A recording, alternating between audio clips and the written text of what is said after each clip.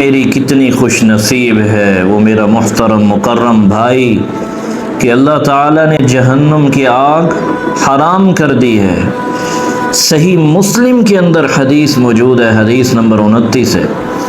سیدنا حضرت عبداللہ بیان کرتے ہیں کہ سیدنا حضرت عبادہ بن صامت رضی اللہ تعالی عنہ کہ جب موت کا وقت آیا تو میں ان کے پاس گیا اور جا کر جب میں نے ان کی حالت دیکھی، فرماتے ہیں میں بے ساختہ رو پڑا۔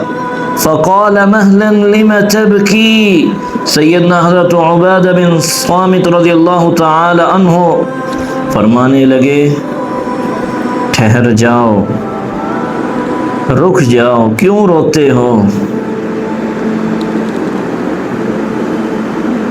اللہ کی قسم اگر مجھ سے تمہارے حق میں گواہی طلب کی گئی میں تمہارے حق میں گواہی دوں گا، اور فرمایا کہ اگر مجھے شفاعت کی اجازت ملی تو میں تمہارے لیے ضرور شفاعت کروں گا،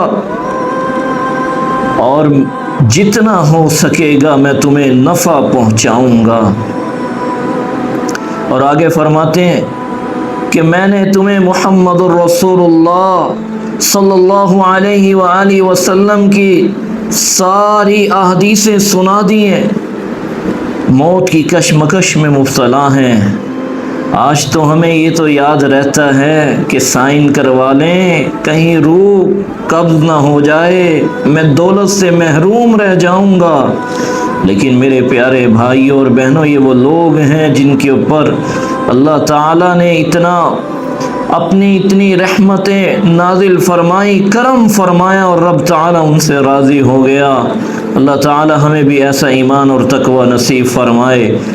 فرمایا کہ میں نے ساری حدیثیں تمہیں سنا دیں، ایک حدیث جو میں آپ کو سنانا چاہتا ہوں، اسی لیے کبھی کسی کے اوپر کفر کے فتوے نہ لگائیے گا۔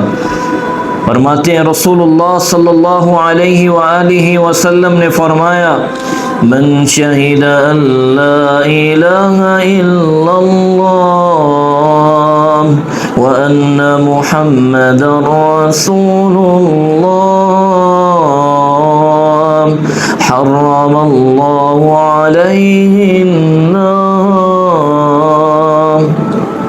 فرمایا رسول اللہ صلی اللہ علیہ وسلم نے کہ جس شخص نے اس بات کی گواہی دی کہ اللہ کے سوا کوئی عبادت کے لائق، کوئی مشکل کشا، کوئی حاجت روا، کوئی بگڑیاں بنانے والا، نفع نقصان کا مالک نہیں ہے، اور محمد الرسول اللہ صلی اللہ علیہ وسلم اللہ کے پیغمبر اور ہمارے آخری نبی ہیں، رسول ہیں، فرمایا اللہ تعالیٰ نے اس کے اوپر جہنم کی آگ کو حرام کر دیا ہے۔